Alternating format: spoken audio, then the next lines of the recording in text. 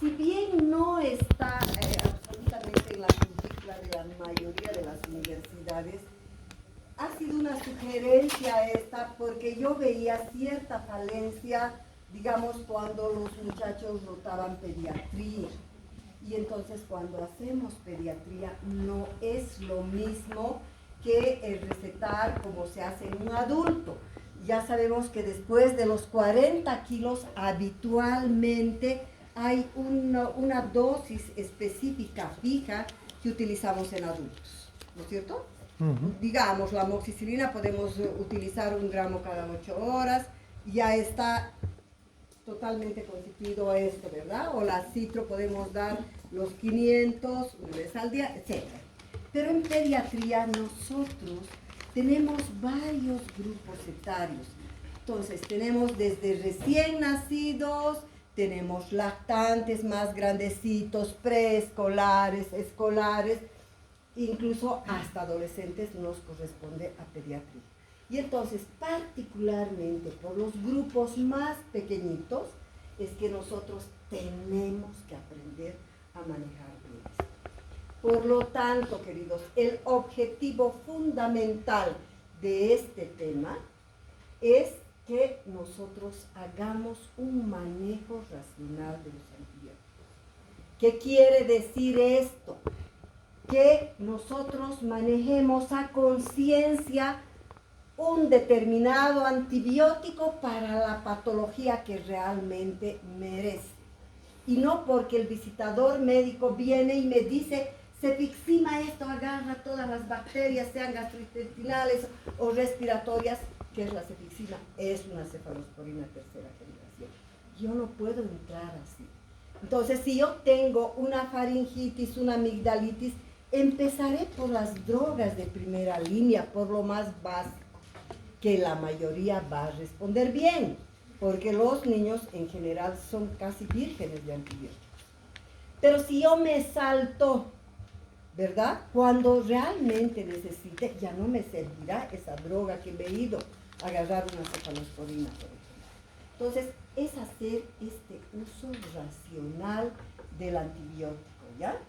Ese es el objetivo fundamental y que nosotros, además, tengamos plena conciencia, queridos, de que el problema en la actualidad es la resistencia bacteriana.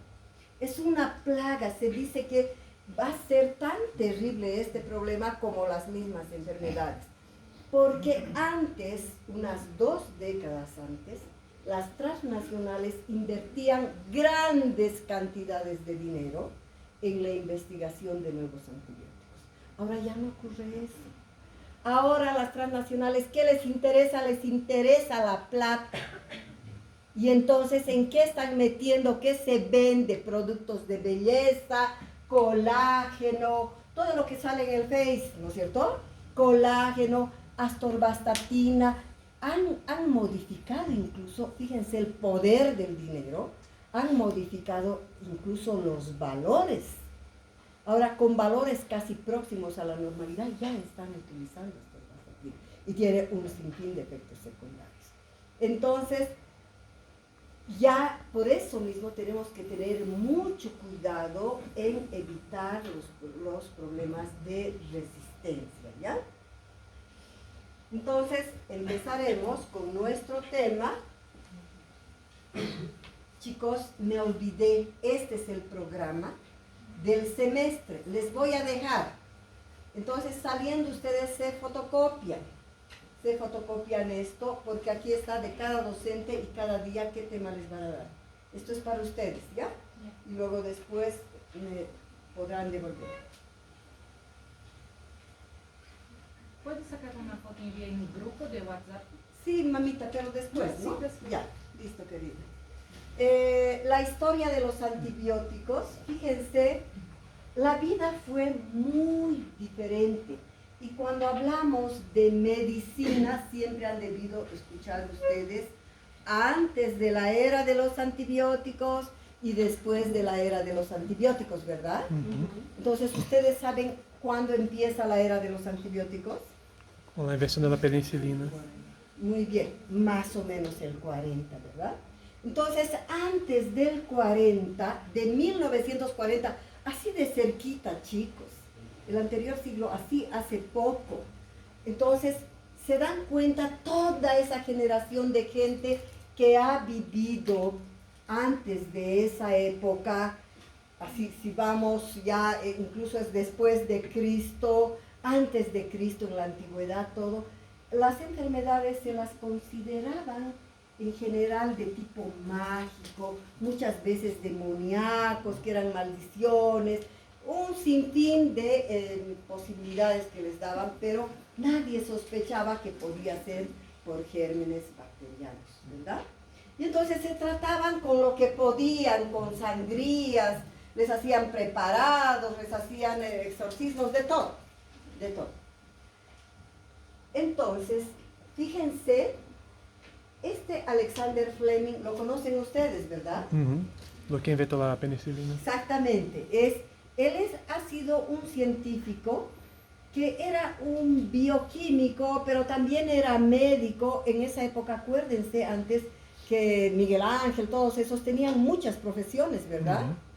Y era así, tenía un laboratorio en Inglaterra muy montado en este hospital, en el St. Mary Hospital de Londres. Hizo un hallazgo casual. Un día llegó a su laboratorio y vio que por casualidad, fíjense que en esa época, antes fue Koch, toda esta cosa que ya saben ustedes, ¿verdad? Vio que una caja de cultivos de Petri que tenía el hongo Penicillium se cayó sobre una Petri que tenía un cultivo de estafilococos. ¿Ya? Se cayó y vio que el lugar donde cayó, toda una mancha, hizo un halo de muerte. Los estafilococos murieron donde cayó este cultivo. Y entonces él no podía creer, fue un descubrimiento, una cosa tan rara, ¿qué es lo que ha pasado aquí? Y que contiene, digamos, este hongo Penicillium, no sabía. Y entonces se pone a pensar, fue un descubrimiento el primero que hace, y repite al día siguiente y los otros días, ya no en forma casual, sino intencionada. Él agarraba estos cultivos de hongo Penicillium y vaciaba sobre estafilococo, y ya después ya hizo sobre estreptococo y otras bacterias. Y vio en estos primeros que todo el tiempo esto repetía absolutamente lo mismo. ¿Ya? Y ocurrió absolutamente. Entonces, fue el inicio en esta fecha, chicos, 1928, de sintetizar el primer antibiótico como tal, la penicilina. Después de esto, fíjense,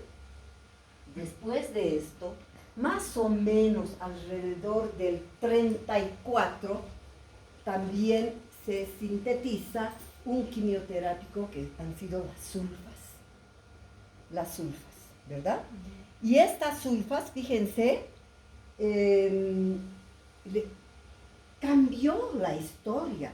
Durante la Segunda Guerra Mundial, los que conocen la historia de la Segunda Guerra Mundial, Churchill, que era un ministro británico, la gente lo presionaba para que trance con los alemanes por la paz. Y en eso, y Churchill no quería, porque fue un hombre sumamente inteligente, no quería él, y en eso se agarró una neumonía. Y en esa época, el 34, gracias a estos quimioterápicos, él se salvó, porque los gérmenes en esa época eran tan sensibles. Imagínense el estafilococo, que es un germen tan agresivo, se hacía bolsas simplemente con este cultivo. Entonces, fíjense cómo cambió la historia, porque si Churchill transaba, los alemanes iban a ser los dueños del mundo y era el imperio alemán. A partir de ahí hubiese sido. Entonces, se salvó Churchill con esto de su neumonía y entonces aparecieron nomás todos los aliados, todo lo que saben de la historia, ¿no es cierto? Entonces cambió la historia. De todas formas, esto es una antesala a esto. El 40, fíjense, estos son Florey y Chaín, son discípulos de Fleming. Estos pasó tanto tiempo, fíjense, del 28 al 40, que han ido investigando y viendo cosas, y estos por primera vez se atreven a inocular este antibiótico, la penicilina, que habían aislado de estos hongos, a inocular en animales, en ratones. Y eran ratones infectados con estafilococos, con estreptococos, terriblemente infectados, y la respuesta fue increíble, increíble. Estos ratones se sanaron. Entonces, con ese estímulo, el 41, sigue en Inglaterra, se utilizó por primera vez en un humano. Y este humano era un policía.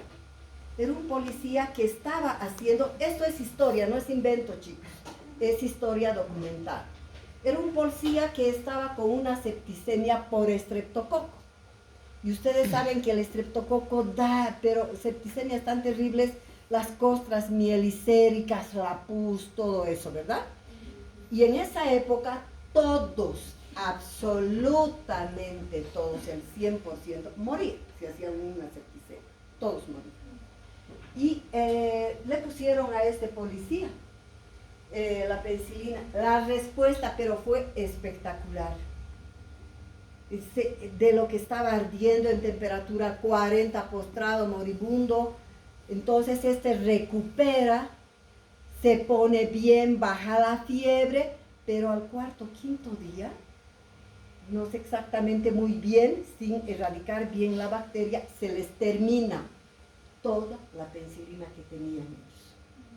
Entonces, obviamente el policía empeora, nuevamente presenta fiebre, presenta todo esto, y en ese desespero, esta gente, estos científicos, investigan qué fluidos corporales tenían la penicilina, y investigan en la sangre, en los tejidos, en todo lado, y ven que una concentración grande la encuentran en la orina.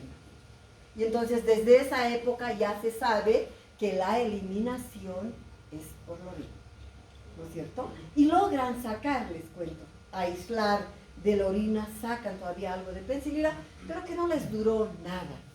Y entonces al final este primer paciente humano fallece, muere nomás, porque no tenían suficiente cantidad. Pero cuando se utiliza a gran escala, casi de forma experimental de todo, fue durante la Segunda Guerra Mundial. ¿Y qué época es esa, chicos? 39 a 45. Muy bien. Ay, me da placer que sepan.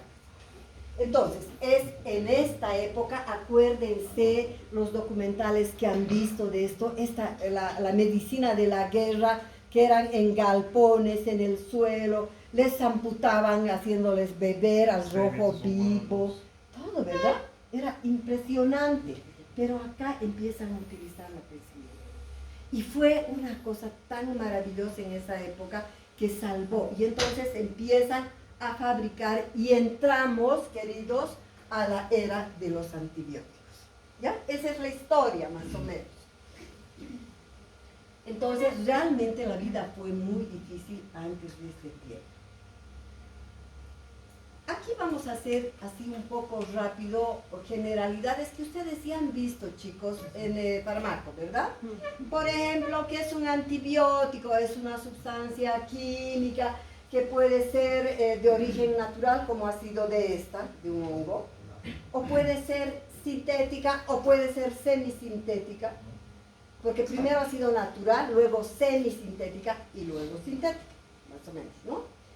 Que en escasa cantidad es capaz de producir la muerte de las bacterias, ¿ya? Y además hay una serie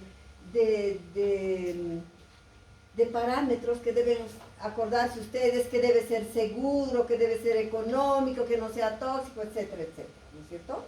Ese es un antibiótico.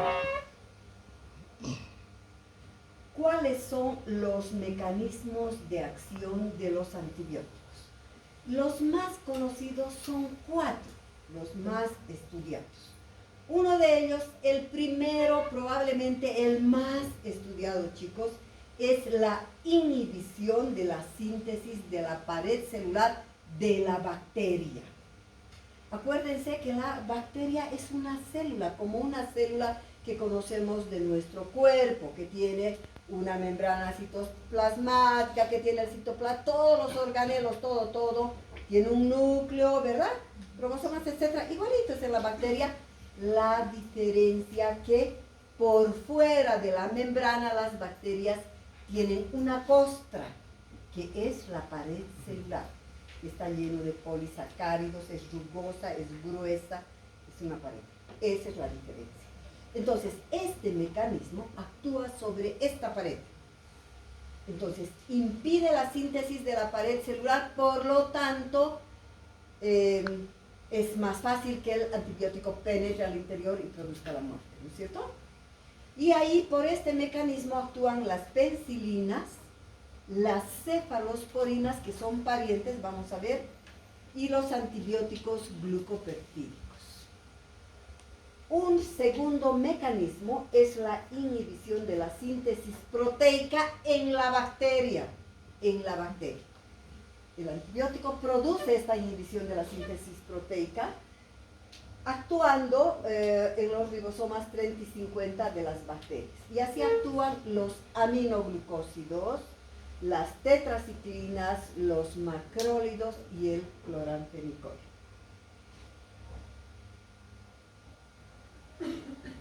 Un tercer mecanismo, tenemos la inhibición de los ácidos nucleicos, de la bacteria, ¿ya? Entonces, acuérdense que los ácidos nucleicos son el ácido desoxirribonucleico y el ribonucleico, el DNA y el ARN, ¿no? Y así, por este mecanismo, inhibiendo esto, actúan quinolonas, rifampicinas, antifolatos y otros. Y el otro mecanismo es la afectación de la membrana citoplasmática, la que está inmediatamente por debajo de la pared celular, ¿ya? Entonces, se afecta esta membrana y por lo tanto hay una alteración estructural, no penetra bien, se acumula el antibiótico ahí. Esos son los mecanismos de acción más conocidos de los antibióticos. Y se acuerdan del espectro de acción de los antibióticos, ¿verdad? Tenemos bacterias que tienen un espectro reducido y un espectro amplio. Cuando hablo de espectro reducido, quiere decir que esos antibióticos son activos, o sea, pueden matar una o muy pocas bacterias, grupos de bacterias, ¿ya? Por ejemplo, las más típicas están aquí, como indica en el libro. Las penicilinas casi son exclusivamente dirigidos a gram positivos, ¿no? La eritromicina, lo mismo.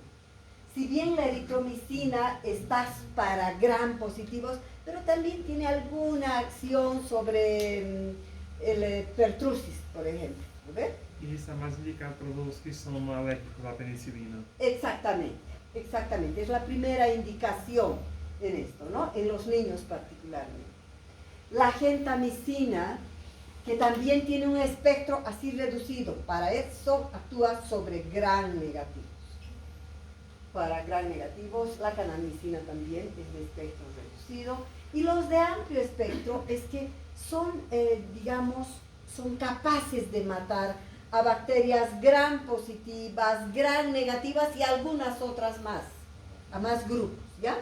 Por ejemplo, las tetraciclinas, es un ejemplo típico, actúa sobre gram negativos, gram positivos, sobre la borrelia, sobre el Vibrio cólera, etc., sobre clamidias, sobre todo esto. El cloranfenicol es una droga increíble, que ha sido utilizada y aún ahora se utiliza, actúa sobre gram positivos muy poco, su acción es más para gram negativos, pero actúa. Este fue el que ha sostenido durante décadas y décadas para matar anaerobios.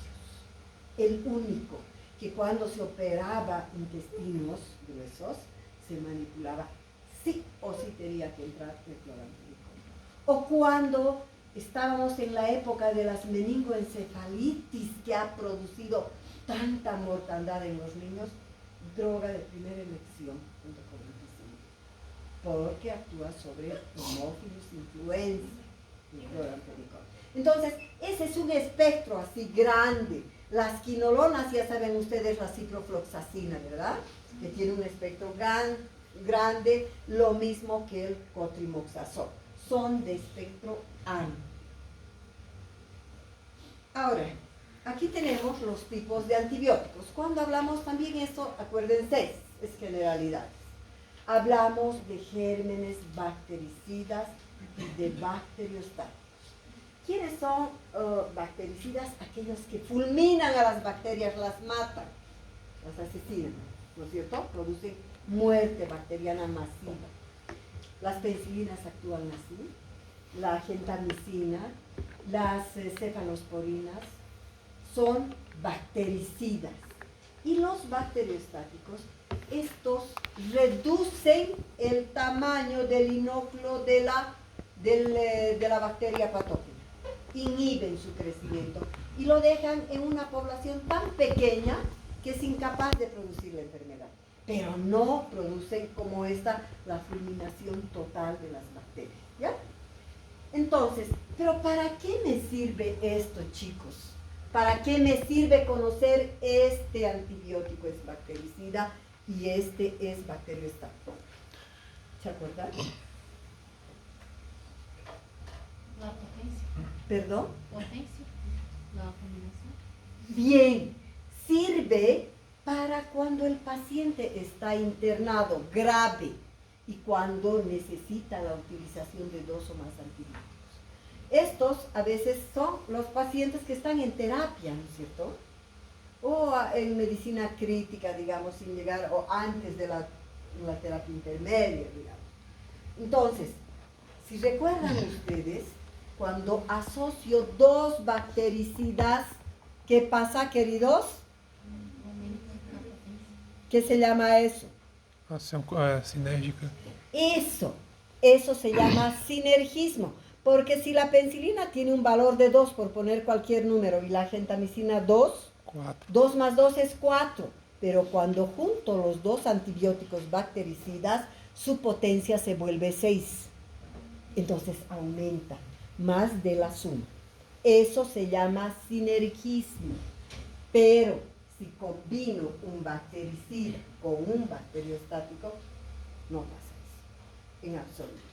Por eso que las combinaciones ideales es utilizar 2 bactericidas juntos, ¿ya? Para eso sirve, para que yo sepa, este es bactericida, este es bacteriostático y yo no puedo, no es la combinación ideal.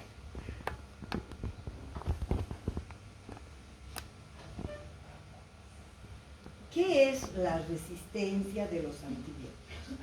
Se dice, aquí está bien clarito, si un antibiótico no es efectivo frente a una bacteria, cuando al inicio lo fue, se dice que esa bacteria es resistente.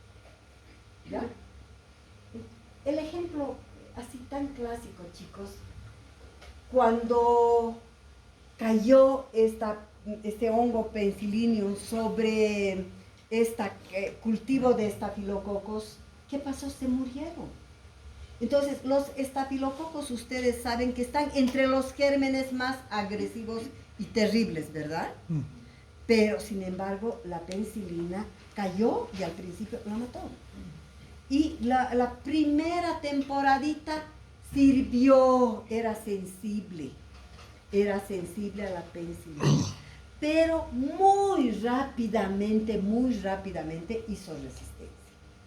Y cuando hablo de resistencia, para que me entiendan, queridos, resistencia es una estrategia de sobrevivencia de la bacteria, ¿verdad? Es lo que la bacteria hace para no morir frente a los antibióticos. Entonces se da modos y hace una serie de situaciones, y en este caso, por ejemplo, ¿qué hace el estafilococo produce unas enzimas, las beta-lactamasas. Y las beta-lactamasas destruyen a la penicilina. Entonces fue una de las primeras situaciones de resistencia. Y cuando hablo de resistencia, está claro lo que es resistencia, ¿no es cierto? Es esa estrategia de sobrevivencia de la bacteria. ¿Ya? Hay una resistencia intrínseca y una resistencia adquirida. La resistencia intrínseca es una característica propia, per se, que de por sí tiene esa bacteria para poder defenderse. Por ejemplo, ahí es el ejemplo clásico que pone. La pseudomonas es resistente naturalmente por siempre desde que nació, es resistente a la penicilina. Puedo ponerle turriles de penicilina y no la mato a la pseudomonas. Necesito otra. Es naturalmente resistente. ¿Ya? Y puedo poner así en ejemplos, ¿no es cierto? Y la resistencia adquirida, cuando las bacterias previamente sensibles se vuelven resistentes a este antibiótico casi siempre después de la utilización del antibiótico. Casi siempre. Pero no siempre, porque hay situaciones donde no tomó, pero sin embargo tiene bacterias resistentes. Ya vamos a ver por qué. ¿Cuáles son los mecanismos químicos de la resistencia adquirida? Entonces, uno de ellos, que les he dicho, que ha sido probablemente lo primero que ha aparecido, ¿ya? Es la producción de enzimas por las bacterias. Las bacterias producen enzimas que inactivan al fármaco, las beta-lactamasas, ¿ya? Entonces, esto ocurrió con el estafilococo. Ya no permitió que la penicilina lo mate y empezó a producir sus enzimas, sus beta-lactamasas y ya está. La penicilina nunca más le hizo nada al estafilococo. Otro mecanismo de resistencia es la alteración del lugar de fijación del fármaco. Acuérdense que hemos dicho que se fijan en los ribosomas 30 y 50S. Aquí le cambian la cerradura y se van a otro y le ponen el 70S, por lo tanto no hay la llave. Y ahí la bacteria se queda segura, no permite que le ingrese el antibiótico. Es otro mecanismo, la alteración de fijación del fármaco en los ribosomas. La reducción en la captación y acumulación del fármaco a través de producir alteraciones en la permeabilidad del antibiótico, ¿ya? Y ahí tenemos a las tetraciclinas. Cambios en las vías metabólicas bacterianas, por ejemplo, el cotrimoxazol, cambia su vía totalmente y ya no es lo mismo, ya no puede actuar. Esos son los mecanismos químicos de la resistencia. Seguimos con los mecanismos de la resistencia adquirida, ¿ya? Fíjense lo que dice acá. Todo lo que está escrito es literal del libro, chicos. Y para sacar esto, yo he leído muchos libros de farmacología, he leído 2 o 3 de pediatría, he leído de farmacología de adultos también. El principal estímulo para el desarrollo de la resistencia adquirida es la utilización del propio antibiótico. Entonces, aquí hablamos de la mala utilización del antibiótico. Fíjense, hay personas que el médico puede estar muy bien formado, le da su antibiótico que corresponde para la enfermedad que corresponde y el paciente se siente bien al tercer día y el tratamiento debería durar 7 días. Y suspende, ¿verdad? Ahí la culpa no es del médico, es del paciente. Otro caso puede ser que el médico le dé, generalmente contesto, amigo, tómate pues tal cosa, tómate una moxiacitro, les dicen así. Listo. El médico le da un tiempo menor, ¿no es cierto? O lo más frecuente, queridos, lo más frecuente aquí, y es una vergüenza, es que la gente, por no ir a la consulta médica, también es justificable, digamos, en los pobres, aunque ya no, porque hay SUS para los pobres también. Se van a la farmacia y las farmacias son inescrupulosas, particularmente las que están en la periferia. Todavía las farmacias más serias, si no tienes receta, no te venden. Pero un gran porcentaje sí. Y a veces ni siquiera está el bioquímico, que no es médico, chicos, que cometen errores graves, pero tienen idea por lo menos, ¿no? A veces están vendedores que no son ni bachilleres, que no tienen ni la más pálida idea de la medicina, pero que les enseñan, si tiene diarrea, dale gentamicina o dale tal cosa, si tiene amigdalitis, dale una citro o dale cefalosporina, así, ese tipo de cosas. Y les dan 2, 3 y se compran, y a veces cosas llenos de antitusivos, antigripales, todo lo que nos sirve, ¿no? Entonces, esas son las fallas humanas que acontecen. Y ahí se produce una presión selectiva sobre las bacterias, ocasionando mecanismos de resistencia. Porque es como cuando han llevado genética, ¿se acuerdan? En una, digamos, moscas le ponen un insecticida. La mayoría de las moscas fallecen, pero las que sobrevivieron a una buena dosis, su descendencia va a ser resistente. ¿Se acuerdan? Va a ser. Entonces, ocurren más o menos situaciones de ese tipo también. Esta resistencia también adquirida implica genes que codifican la resistencia, los cuales se encuentran localizados en su lugar, en los cromosomas, ¿no es cierto? Y tienen plasmidios que son los que llevan la información genética. Y digamos, esta bacteria de acá nunca estuvo en contacto con antibióticos, pero esta sí. Y entonces muchas veces se ponen en contacto e intercambian genes. Y entonces hay así como por ósmosis, hay un intercambio genético y llega a producirse esa bacteria que no estuvo en contacto con el antibiótico, se vuelve resistente. ¿Ya? Entonces puede ocurrir esto por este intercambio genético a través de los plasmidios. Chicos, me he olvidado decirles que así sin distraerse, por favor, hagan circular, anoten su nombre, pero no quiero que me anoten en letra clara. Me ponen un nombre, el apellido más corto y su matrícula. No así, porque a veces tienen 5 nombres. Entonces, bien cortito, ¿ya? Hacen circular calladitos, sin distraerse.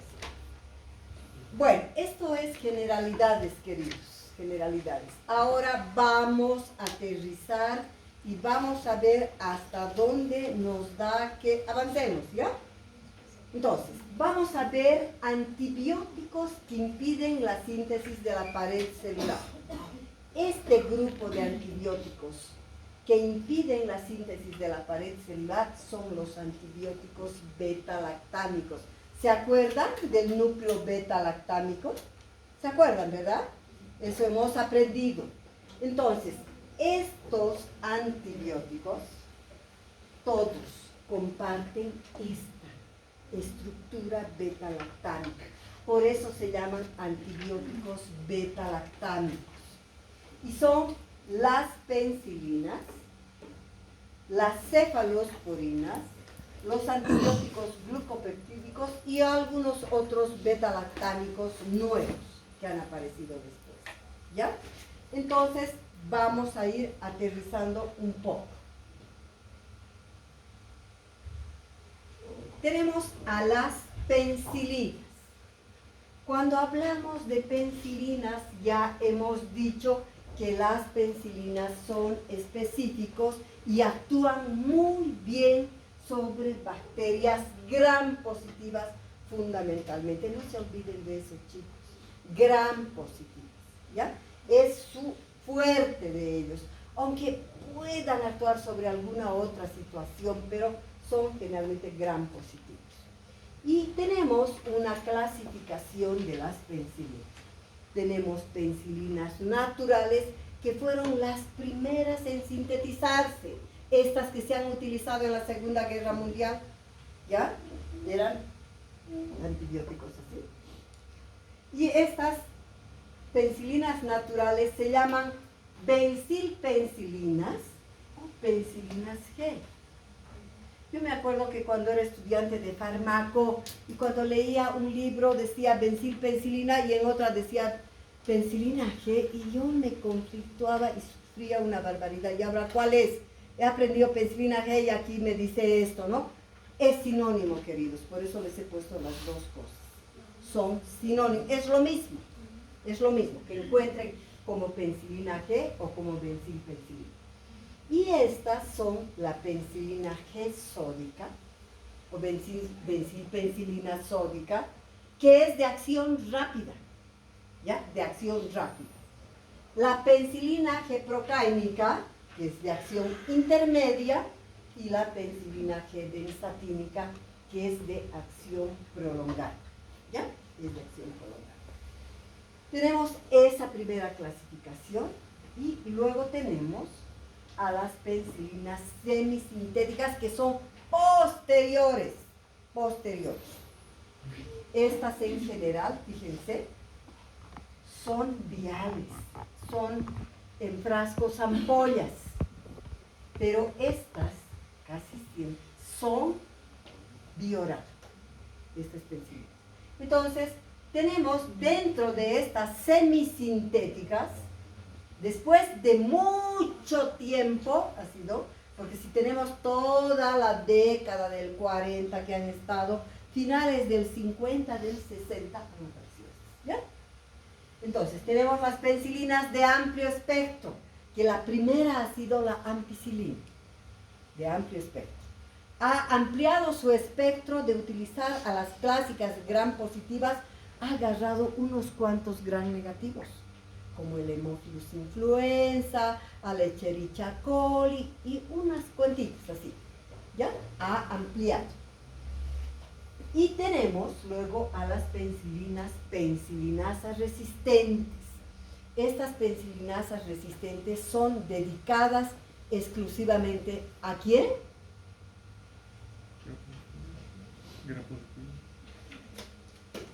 Todas las de arriba también. No, pero estas están dedicadas penicillinasas resistentes. Acabamos de hablar. ¿A quién están dedicadas? Al estafilococo. Al estafilococo. ¿Ya? Entonces es contra estas enzimas penicillinasas resistentes. ¿Ya? ¿Qué hace? Estas son exclusivamente para el estafilococo. ¿Ya? Esa es una división. Entonces, aterrizamos un poco más y hablamos de la penicilina G sódica. ¿Ya? La penicilina G sódica, cuando me preguntan en qué circunstancias voy a utilizar a la penicilina G sódica, hemos dicho que es de acción rápida. Y para ser de acción rápida, ¿qué vía voy a utilizar? Intravenosa. Exactamente, tiene que ser exclusivamente endovenosa o intravenosa, ¿verdad? ¿Y en quiénes entonces, por lo tanto, utilizaré? En los pacientes más graves. ¿Y dónde están los pacientes más graves? En los hospitales. Están en los hospitales, internados, ¿no es cierto? Entonces, es de uso exclusivamente intrahospitalario, pacientes graves. Son pacientes que tienen neumonías, septicemias, que tienen osteomielitis agudas, etcétera. Todo lo que se pueden imaginar, así grave, pero que están internados, están en la UTI o están en sala de medicina general, pero de los graves. ¿Ya? Ahí están. Entonces, esto, chicos, fíjense la dosis, como tiene un abanico así gigante. Y va desde cifras tan bajas como 100.000 unidades internacionales hasta tan altas como 500.000 unidades internacionales, kilo peso día, cada 4 a 6 horas. 100.000 unidades internacionales habitualmente se emplea en casos simples. Por ejemplo, una onfalitis que está empezando en un recién nacido, donde vemos que el muñón umbilical, la piel del muñón se pone roja y sabemos que está entrando la infección. Y que si yo no actúo rápido, esa termina en septicemia bien rapidito, en un recién nacido, ¿verdad? En situaciones así puedo utilizar en la sífilis congénita, etc. 200.000 unidades internacionales habitualmente uso en las neumonías en pediatría. Esta es la dosis de las neumonías en pediatría. 200.000 unidades internacionales kilo peso día. Y 500.000 utilizo para las formas más severas. ¿Cuáles serán las enfermedades más severas? Bacterianas. Meningitis, muy bien. Septicemia, estas neumonías graves que se están muriendo, osteomielitis terribles, ¿verdad? Todas estas situaciones. Entonces, en ello se utiliza así cifras tan altas como estas porque son kilómetros. Y utilizo cada 4 horas hasta estabilizar a mi paciente y que generalmente es 1 o 2 días, ¿ya? Y luego que he estabilizado, le ha bajado la temperatura, lo veo mejor, ya hago el mantenimiento cada 6 horas.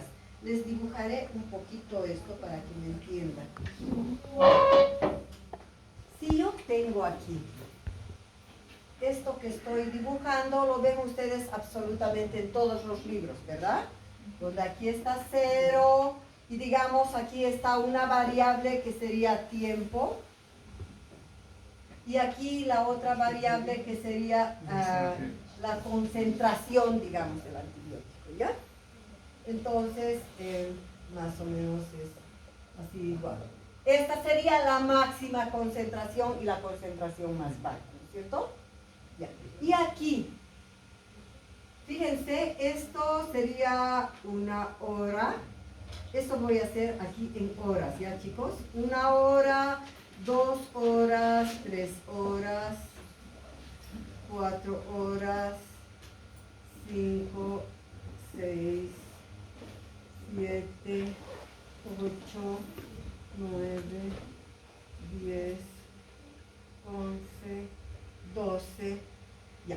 Cuando agarro una variable, ustedes saben esto, todito hasta el final debe ser en lo mismo, ¿verdad? Pero nada más para que me entiendan, no se hace así, yo voy a cambiar a partir de aquí, ya, voy a poner, si aquí son 12 horas, voy a poner que aquí es un día, no hay relación, ¿no es cierto? Pero no importa, este es un día, aquí son 10 días, aquí son 20 días y aquí son 30 días. ¿Ya? Estoy mezclando, que no se debe hacer nunca, yo para que me entiendan nada más. Entonces, cuando la penicilina sódica coloco en la vena, entonces aquí empiezo, apenas he empezado la concentración sube y se vuelve vertical, ¿verdad? Así, parada, rectita, porque agarra concentraciones hiperaltas, ¿ya? Y luego empieza a bajar, he terminado y empieza a descender esta curva. Empieza a descender la curva tan chueca hecho, chicos. Debería ser casi vertical, ¿ya? Y más o menos sigue descendiendo y alrededor de las 3, 4, desde las 3 hasta así, baja, así. A las 6 horas, porque esto es horas, ¿no? A las 6 horas se ha empezado a eliminar, ha llegado a lo más bajo y se elimina. Entonces, si yo estoy frente a un paciente grave, esos primeros días hasta estabilizar, no hago que llegue aquí, porque corre el riesgo. Entonces, pónganse, cuando está más o menos a las 4 horas por acá, nuevamente vuelvo a colocar otro y me hace este pico, ¿ya? Y vuelvo a colocar. Cuando mi paciente ya está mejor, pondré cada 6 horas, ¿ya? Así ocurre es en aguja con la penicilina sódica. Concentraciones hiperaltas que bajan bastante a partir de las 3, 4 horas y se pierden totalmente a las 6 horas. Pero ¿qué pasa con la penicilina procáinica? Voy a aprovechar nomás hacia el dibujo, ¿ya? La penicilina procáinica es por vía intramuscular. Yo coloco, sube su concentración y más o menos mantiene así y más o menos a las 12 horas se pierde. Por eso que la penicilina procáinica se coloca cada 12 horas. Y es más prolongado el efecto. Es mucho más, ¿no? Porque aquí son horas y aquí es 2 horas. 12 horas, mediodía. ¿Y qué pasa con la benzatínica? La benzatínica es de depósito, ¿verdad? Es en el músculo y del músculo se va liberando así de a poquitito, sale. Entonces, esta hace una concentración hiper baja y me hace así. Bajita, bajita, bajita hasta los 20 días y más o menos a los 28 días desaparece. ¿Ya? Por eso que cuando se utiliza en esos casos serios de prevención de la fiebre reumática se coloca cada 20 días. O cuando no es tan severa, coloca cada 28 días. ¿Ya? Entonces, esa es la diferencia. Fíjense las concentraciones de lo que resulta ser una penicilina de acción rápida, una de acción intermedia y una de acción prolongada. ¿Ya? Bueno. Entonces, está claro esto de 4 a 6 horas, ¿no? Por la vía endovenosa. Los casos en los que puedo utilizar la penicilina sódica son bacterias gram positivas. Gram positivas. Por ejemplo, el neumococo, que me produce una neumonía, ¿no es cierto? Ahorita ustedes saben que el neumococo está campeando terriblemente. Antes el neumococo, chicos, era directamente desde edad preescolar hasta adultos, era su terreno. 3, 4, 5 años hasta adultos. Y los lactantes eran terreno absoluto del Haemophilus influenza. Pero como ya hay vacuna, ya no hay Haemophilus influenza y el estafilococo ha aparecido incluso desde poblaciones de recién nacidos. El neumococo entonces está haciendo estragos en este momento. Está cambiando algo desde que hay la vacuna contra el neumococo, porque ya está en forma masiva también. Entonces, el neumococo, la difteria, es un germen gram positivo, el Clostridium que me produce, el Clostridium tetani, que me produce el tétanos, es la penicilina, la droga de primera elección. Son enfermedades gravísimas, fíjense estas. Son tan graves que necesitan suero, es decir, no permite que el cuerpo haga defensas. Por eso hay que ponerle suero a estos. Suero no estoy hablando del suero glucosalino, sino del suero que lleva las inmunoglobulinas. La septicemia por estreptococo, por neumococo, la sífilis congénita se da. ¿Por qué creen que se da en la sífilis congénita? En recién nacidos se da penicilina. ¿En adultos qué utilizamos? ¿O en niños desde preescolares, escolares, qué penicilina utilizamos? Benzatínica, ¿no es cierto? ¿Y por qué creen que utilizamos en el sífilis congénita en recién nacido la sódica? Porque es un caso aparte. Es más Creo que es porque si fosse o efeito da outra é mais nocivo. Hasta cierto punto han dicho bien, porque son formas más severas, ¿no? La sífilis congénita es gravísima, chicos. Entonces, hace un gran porcentaje de los enfermos con sífilis congénita atraviesan la barrera hematoencefálica y hacen encefalitis por el treponema pálido. El adulto no hace eso, pero el recién nacido sí hace una encefalitis. Y acuérdense ustedes que para las meningitis y encefalitis yo necesito un antibiótico que atraviese la barrera hematoencefálica. Y aquí la penicilina me atraviesa. Creo que ¿Ya? sí, en caso de riesgo-benefício. Como en caso de la sífilis, como es un caso más grave, entonces es más indicado, entonces la exótica. Porque se afecta. Fundamentalmente es por esta razón, porque un porcentaje elevado hacen encefalitis por sífilis y esta atraviesa la barrera. No le puedes poner procaína, Sí. porque no atraviesa, No atraviesa. ni menos benzatina. No se puede.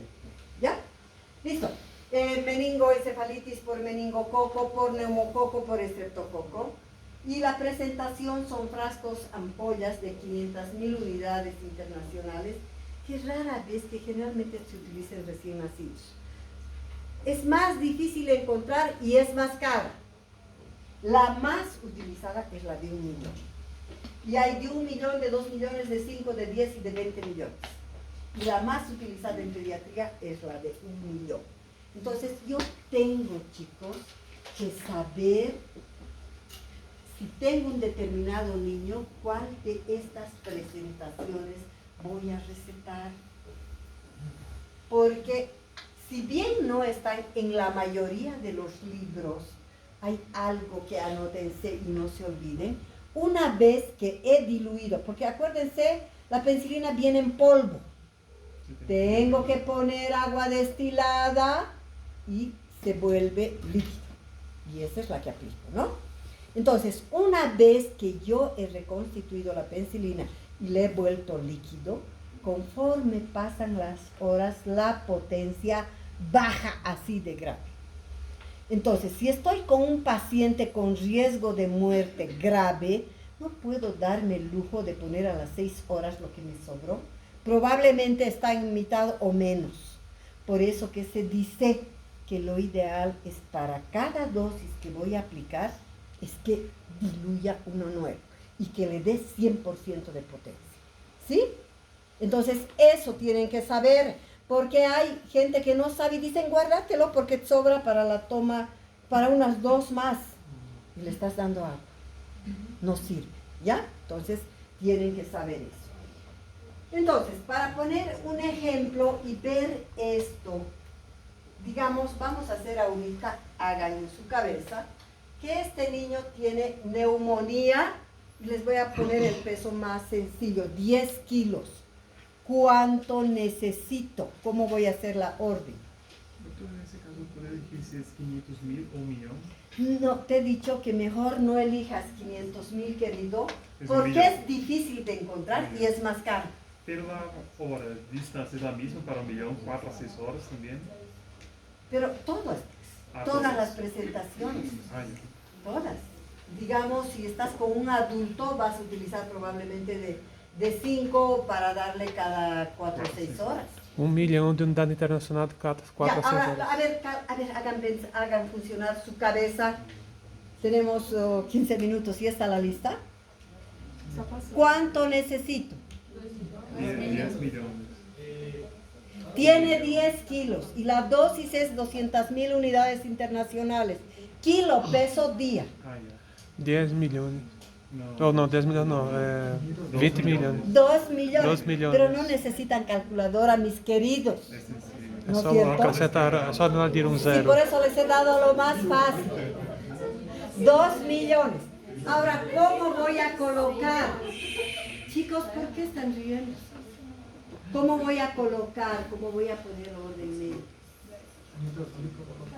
1 millón cada 4 a 6 horas. A cada 4 horas, en pacientes graves. Não, não. 2? A ampolha vem de 2. Ah, La dosis para 24 horas son 2 millones, ¿ya? 2 millones. Para 24, porque hemos hecho kilo, peso, día, ¿ya?